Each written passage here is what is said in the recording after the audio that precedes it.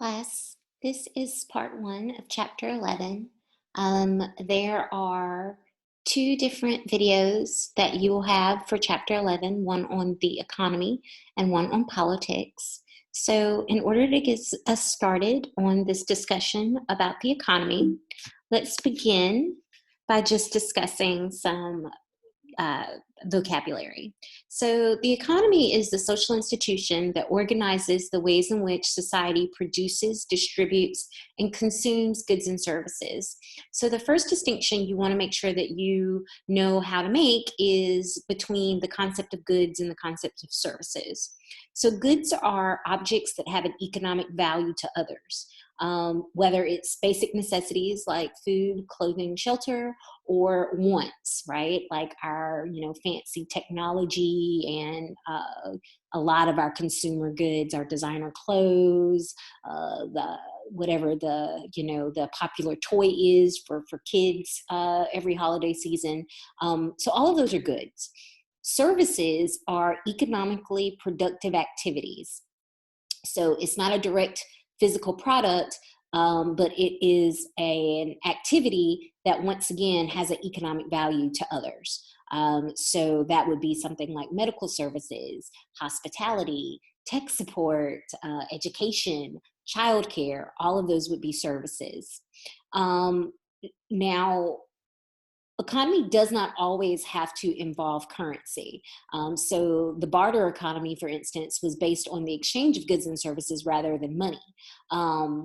And this was, in earlier societies, a much more common form of transactions.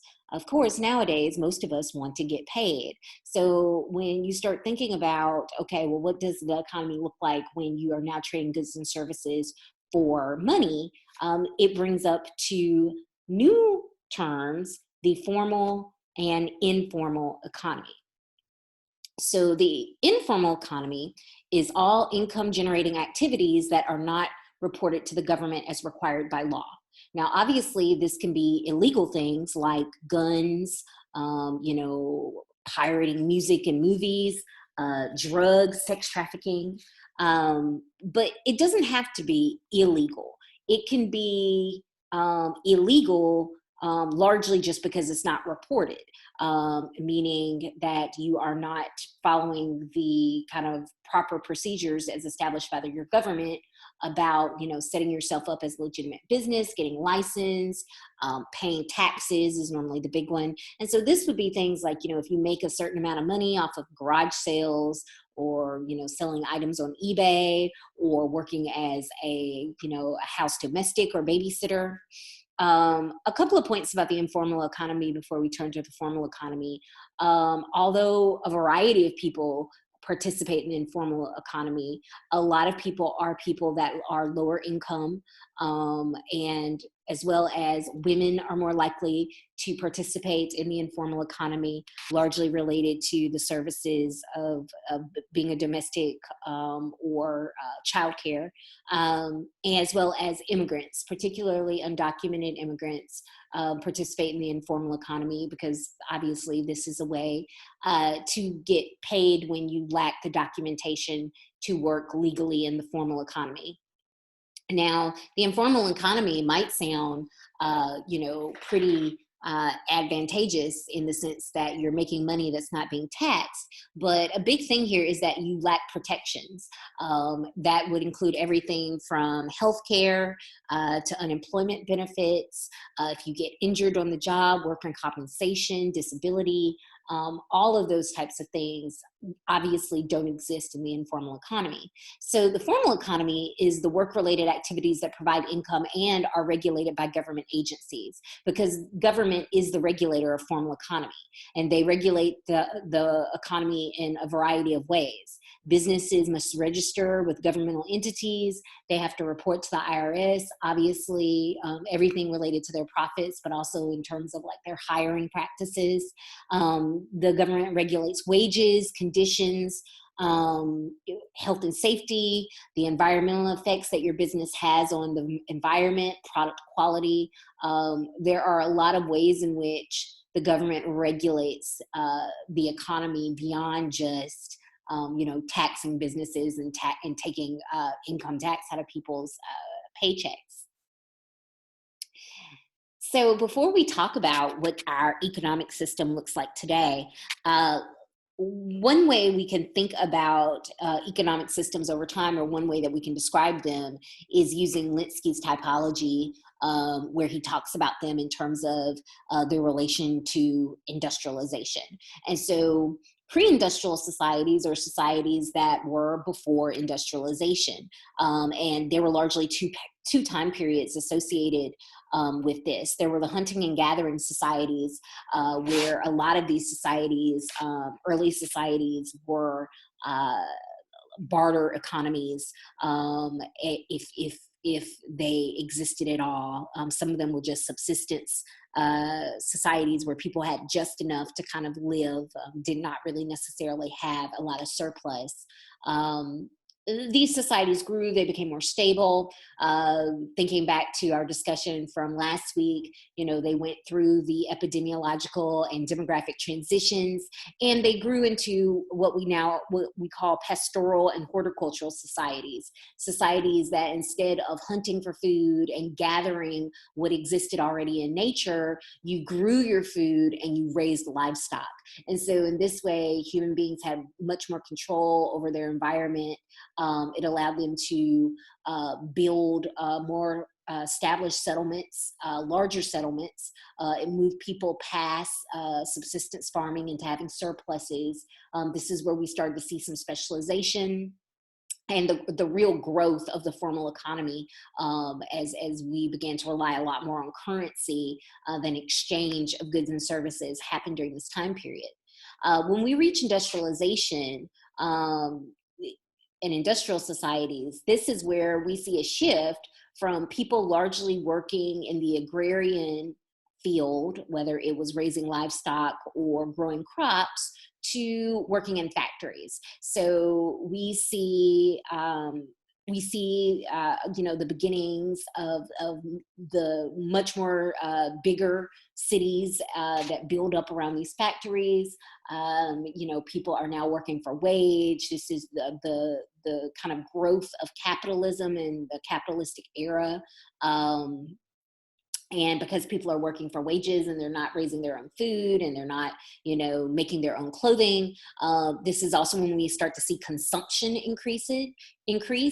And as inequality increases in this time between people who own factories, manage factories, and people who are just workers, for people that have more, that are wealthier, that make more money, we see the rise of something that we call conspicuous consumption, right? Where people that have more consume more. They buy more than other people. They buy nicer things. They have access to better things.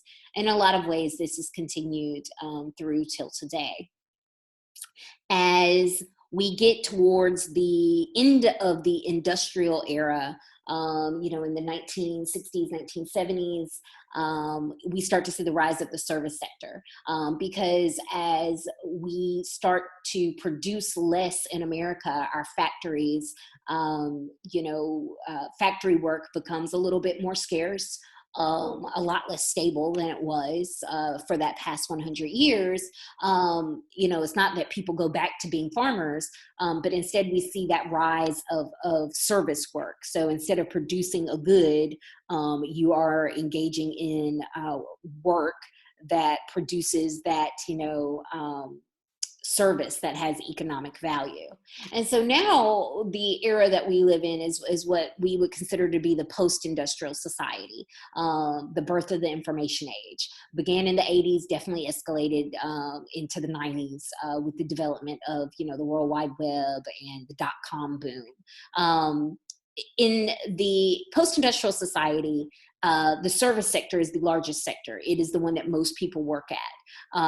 And that's because with automation and other kind of technological progresses, we don't need as many people working in factories. We can mass produce a vast surplus of goods without people actually having to produce goods themselves. It's a lot more global. There's extensive trade among nations. There's been an information explosion courtesy of the internet. So most of us are doing things with information. We are working with computers. We are working in various ways to build upon human knowledge and ideas. And we'll come back to this idea that we've become this interconnected global village later in this presentation. So in this post-industrial societies, there are three major types of economies. But really what we have for a lot of countries is a lot of mixed economies that to varying degrees have some elements of capitalism and have some elements of socialism. So what we're going to do is we're going to talk about the mixed economy and how it combines the elements of capitalism, market economy, right, where the economy is driven by supply and demand, and socialism, command economy, where there is an entity, usually the government, that is kind of making the bulk of the economic decisions. And then we will then talk about capitalism and socialism as they exist like in pure ideal types, being fully aware that very few countries exhibit perfect capitalism or even perfect socialism in this day and age. Now, you might be looking at this slide and wondering, why no communism? And that's because communism, as imagined by Karl Marx as a theoretical model, has never been actually put into place in any country. And so, there is going to be this discussion of Marxist communism, but it is going to happen in the slides related to theories and solutions, because it is, despite the fact that the communist label has been slapped on economies that countries like Cuba and China, the former USSR, they use that label, but, the actual kind of theoretical framework behind that label has not been put into place. So that's why we are not going to talk about it here. So talking about mixed economies. So it's just like what the label suggests. It has elements of both the capitalist and the socialist system. And the majority of countries are more capitalist than they are socialist. According to your textbook, there are about 20 countries that can be thought of as being mostly socialist.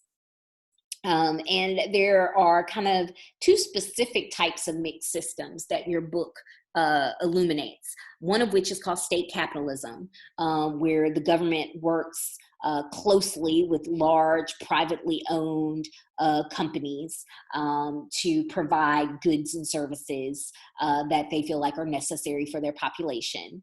And then there's kind of welfare capitalism, where government provides extensive welfare programs, but those programs are funded by really high taxes. So, they're free, but not really free in the sense that you pay into the system to have access for them. Maybe unsurprisingly, the United States is among the most capitalist of the mixed systems. So if you get that as a question on your test, what is America classified as? It is classified as a mixed system, but it is a very capitalist mixed system because 83% of production occurs in the private sector. So, our government, for the most part, doesn't really even engage in a lot of state capitalism where they work closely hand in hand with the entity. Other kind of countries that, your book talks about, Italy, France, and Sweden, are examples of countries that practice welfare capitalism. I know that in this class we've talked about before, how in Sweden, there is this large social safety net related to everything from unemployment to healthcare to paid maternity and paternity leave, right? So all of that is examples of that state, that welfare system.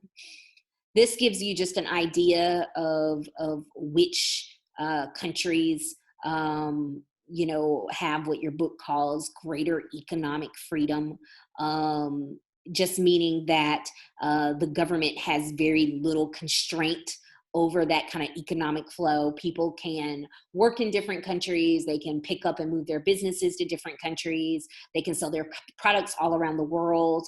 As you can see, the United States is a very free country, but as is Canada, as is Australia, you know, and then you have countries where they are mostly unfree. It's like Russia and China, Brazil, and then you have countries that are very repressed, you know, and several of those primarily in Africa.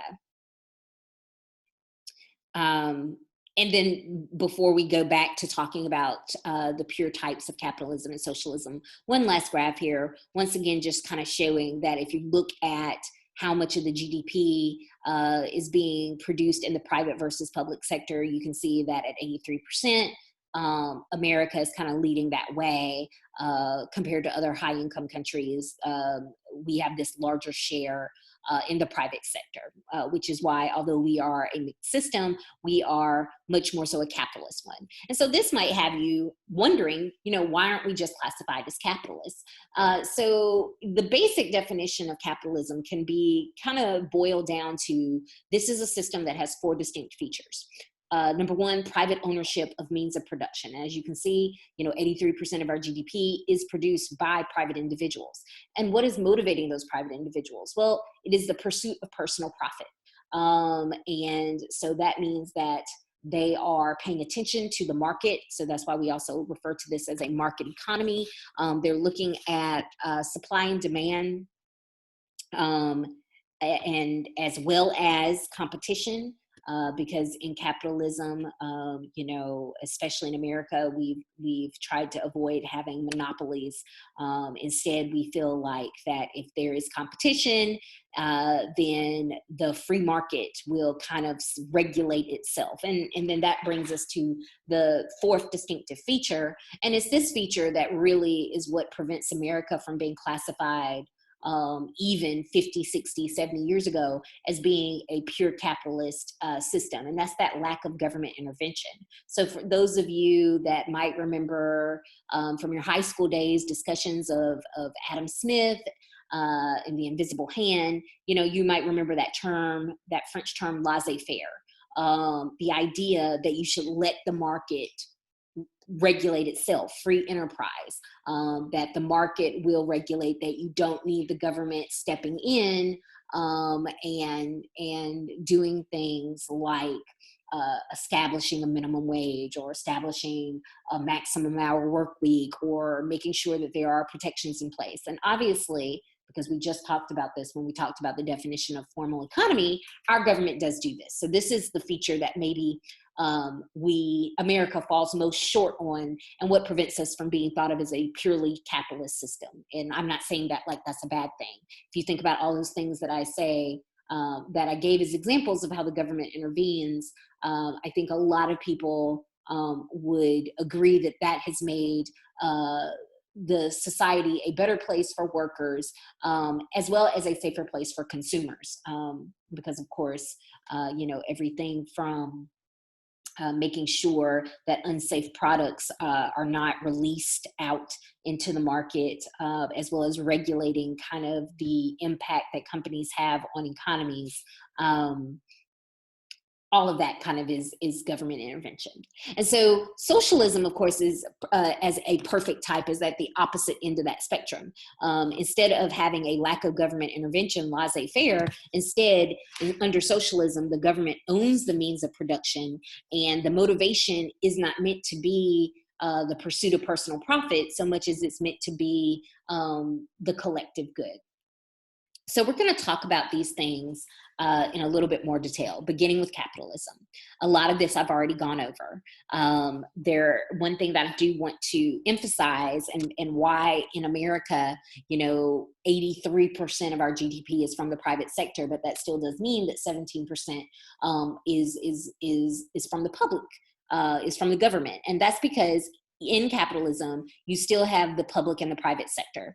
And the private sector provides goods and services to the economy and consumers where that focuses on profit.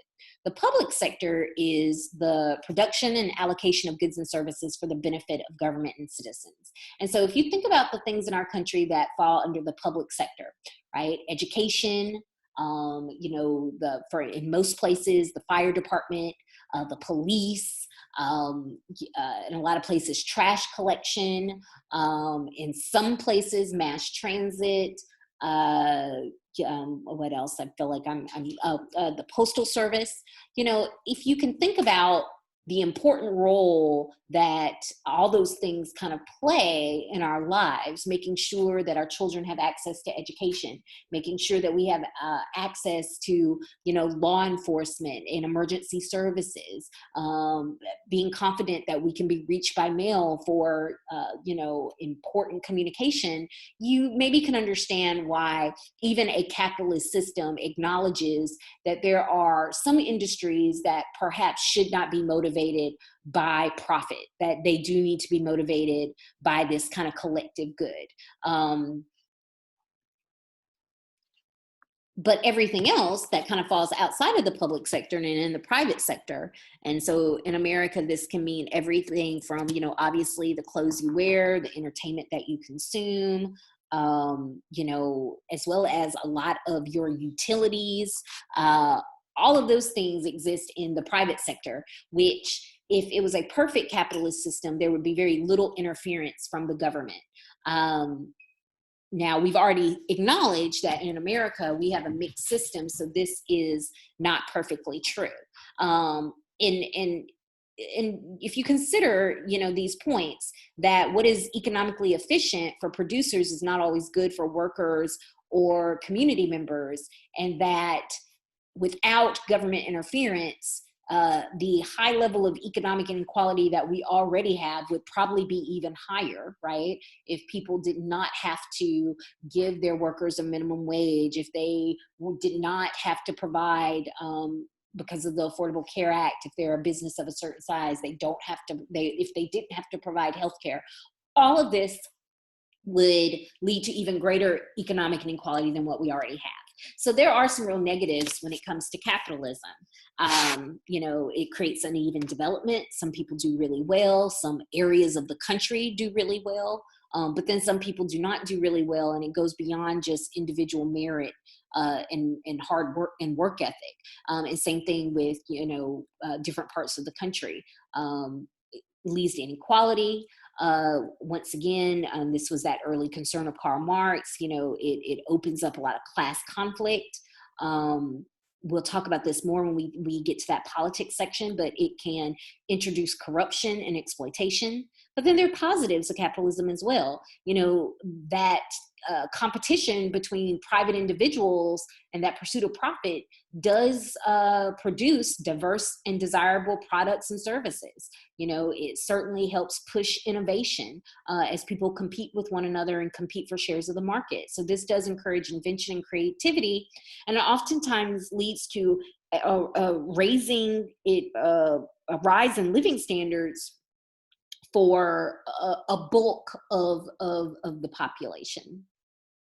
But obviously, at the other end of the spectrum, there is this other type, and that is socialism. And this is the economic system in which natural resources and the means of producing goods and services are collectively owned, usually by the government. And therefore, the government manages the economy, supposedly in the interest of workers, in the interest of everyday citizens. And so, once again, there are not that many pure socialist systems. So if you're thinking about a mixed type system that leans socialist, then the government is just going to have a much larger public sector than private sector, because they're going to be owning businesses, factories, farms, hospitals, and housing. And oftentimes governments under this system, they can redistribute wealth by just kind of, instead of letting the market kind of shape wages, instead it's shaped by government policy. And so under socialism, the interest is the people as a collective over the individual. And so for this reason, oftentimes there are limits that are placed on private property, or what you can do with your private property, or how much private property you can accumulate. The positives of this system is, in these countries, usually there are low levels of extreme poverty and inequality. The floor isn't quite as low, and the ceiling isn't quite as high. But that does mean that sometimes there is just a general like lower standard of living. And because wages are maybe driven more by government policy than individual productivity, or or individual effort, this lack of competition can lead to low productivity. And because there are limits and constraints on how much an individual can kind of get in the system, oftentimes these societies have a very large informal economy. And these are the negatives even when they don't have a corrupt government. Because keep in mind that under socialism, how good the system is going to be really is reflective of how good the government itself is, right? So if the government is inefficient or corrupt or interested in self-enrichment, then in addition to all of these other negatives, you can really run into some real issues related to exploitation and repression. And so this is just a little chart that came out of my introductory sociology class that kind of compares capitalism and socialism. I think this is just a really helpful for you to just kind of keep beside you, maybe when you're taking your test, as just a reminder about how these two systems do differ. It's worth noting that for adherents of both systems, each perceives the other system as one of exploitation. That capitalists, of course, think socialists violate people's basic rights to be free, to make their own decisions and pursue opportunities, while socialists think that capitalists violate people's basic rights to be free from poverty, because their capitalist system does drive wage inequality and increases like these lower levels of poverty. So both systems point the finger at the other system as being exploitative, but the truth kind of being here is there are exploitative elements to both systems. Neither system is perfect, as well as neither system does not also come with some potential benefits and positives. And so this just kind of reminds you that, once again, that kind of how this isn't always perfectly the case, but oftentimes the kind of support for a perfectly free market is more likely to be aligned with the political right in terms of ideology, while the support for a more command economy, one where the government plays a larger role, is more likely to be associated with the political left. And this has largely kind of been a pretty clear distinction between these two parties, at least beginning in the 1980s, as they note with kind of the rise of Ronald Reagan as the president. So now we're going to talk a little bit about globalization, because in a post-industrial society, yes, a lot of our societies are mixed economies. Some of them are more socialist leaning, some of them are more capitalist leaning, but a big part of it being a post-industrial society is all of them are being shaped by globalization. And that's because our economies are interwoven with other countries' economies. Goods are made and sold and bought across multiple markets. And so there is both the pressure of global competition, as well as the potential prize of being able to take advantage of all of these global markets. And so one way to think about it is there's global competition for jobs and wages, especially in countries like America, where, as that map indicated, people are very free to move their businesses in other places. What we've seen and what has contributed to deindustrialization in America in the 70s and 80s is companies did move their businesses to other countries, what we call outsourcing or offshoring. And that's because in these other countries, they could have lower labor costs because these countries were less likely to, have less likely to have unions. So there was no unionization. In some cases, their governments were much more laissez-faire. So, there was this deregulation. So, oftentimes it could be cheaper to produce your products somewhere where you don't necessarily have to worry about, taking any type of environmental precautions or safety precautions that you do in countries that have more governmental intervention. The global wage is much lower in a lot of the less industrialized parts of the world than it is in places like America and most of Western Europe. So if you move your company over there, you get to kind of pay that global wage, which is oftentimes very low. And all of this, kind of just contributes to global inequality, because what happens is people who are already in rich countries move their companies to these poorer countries where, yes, it does provide some opportunity, but the end result is it makes them much richer than what they would even be if they kept their countries in their own, if they kept their companies in their own country. And, we're not able to benefit from that low global wage, that deregulation, that lack of unions. And this is especially true of kind of the corporations that come out of the United States, because they are, once again, private individuals seeking to make profit. They are looking to reduce those high labor costs. And so one way that they've been able to do it is with the rise of technology. We have automation, where human labor is being replaced by machines, which allows them to downsize their human labor force as the machines kind of take over. But then the other way, which has become much more common in a world where, between, the internet and cell phones and virtual reality and cheap air flights, it's easy to have your company somewhere else, is you do have companies that engage in outsourcing, where they take part of their labor force and they take part of their labor production activities and they move it to another country, or in some cases to just even a cheaper state. And then there's offshoring, where you literally kind of move your company just completely out of the country fully. All of this is what has contributed to the kind of skyrocketing that we've seen of CEO salaries. A lot of that can be linked to globalization during this post-industrial society. And so the fallout of that is that we wind up with a world where there is a good deal of global stratification. The richest nations are the most industrialized ones, the ones that were industrialized first, and therefore we're able to then kind of take that next step to be a post-industrial nation. Then you have the industrializing nations. They are behind the most industrialized nations, but they are still ahead of the least industrialized nations. And these are the nations which have entered,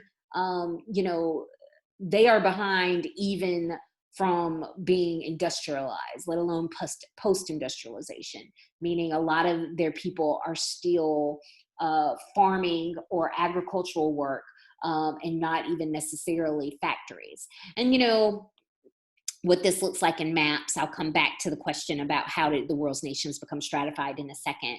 It's worth noting that the least industrialized nations are some of the most populous nations. They make up, or they account for over 2/3 of the world's population, as well as about half of the land.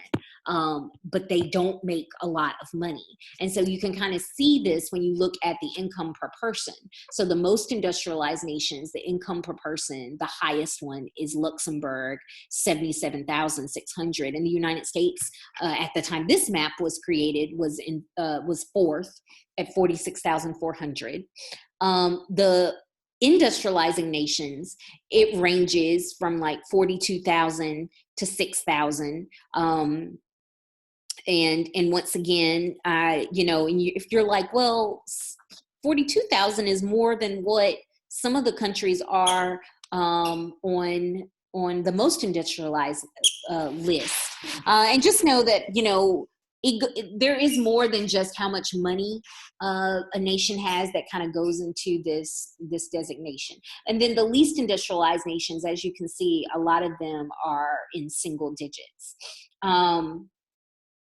Now, there is like one group that kind of is an outlier, and it's the oil-rich nations.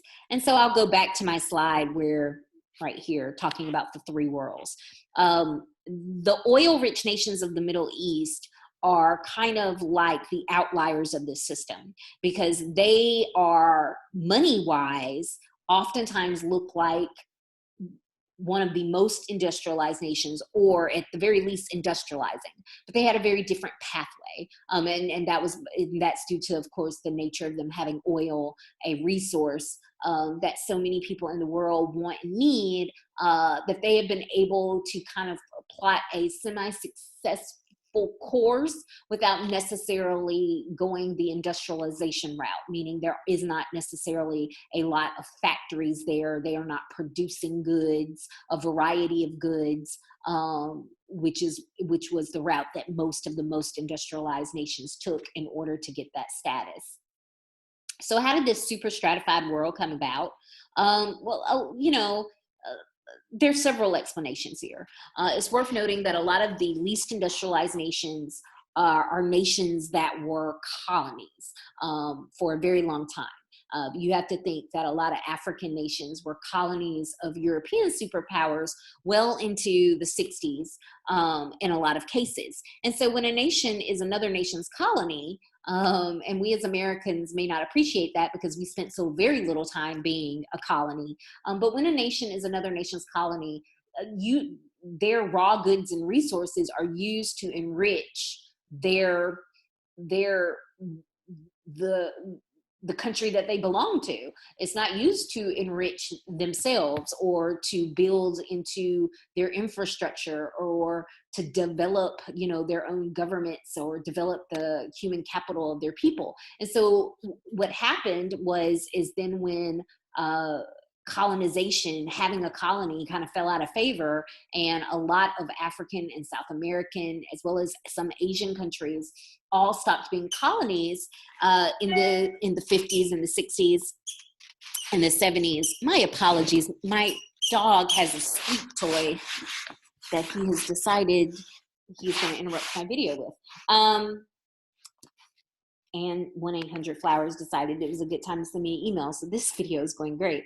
But once they stopped being colonies, what happened is at this period of time, a lot of the countries that had been these superpowers, they were fully industrialized, and they were already looking forward to the information age as we were entering into, within the next decade, that post-industrial era. So these countries that were undeveloped, lacked infrastructure, had very little experience running the country as an independent country on its own, they faced a lot of challenges in developing and competing on a global scale, which led to the development of neocolonialism.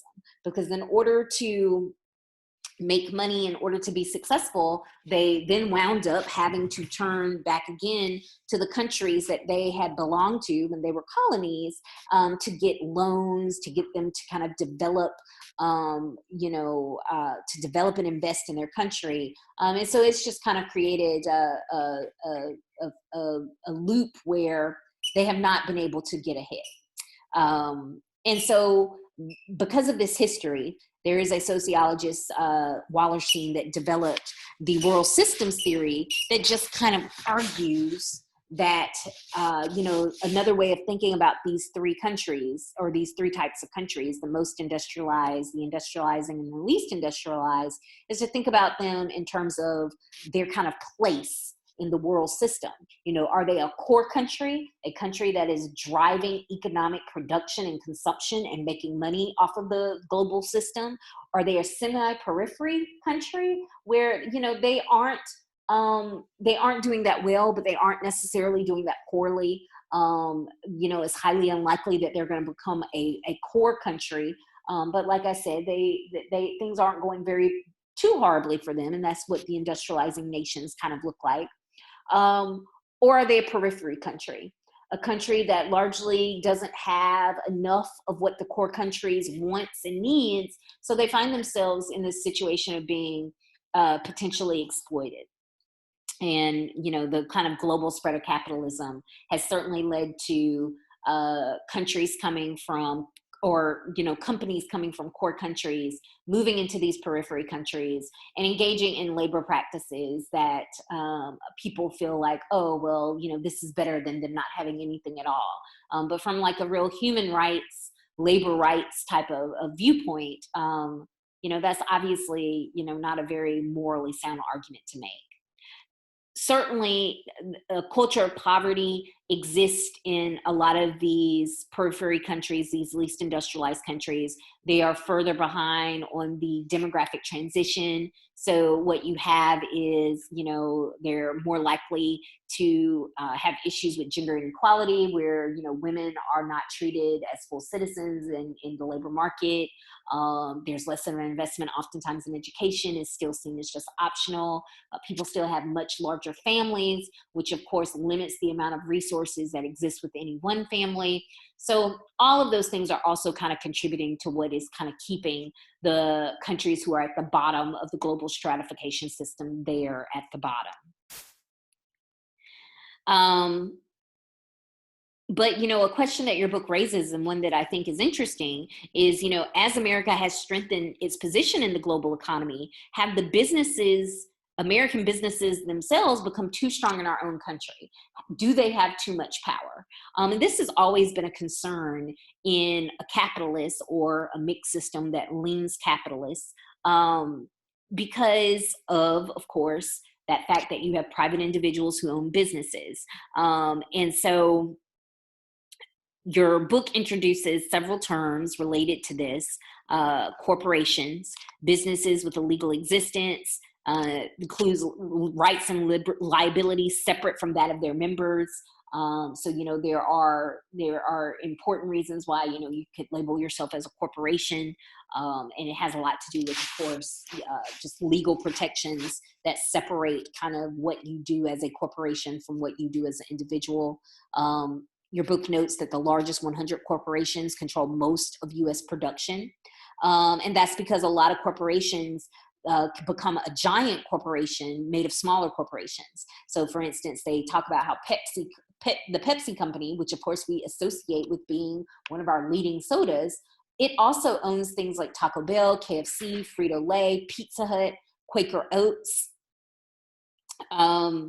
And so in this way, a company has even more power because they have all of these kind of smaller corporations as part of this larger conglomerate.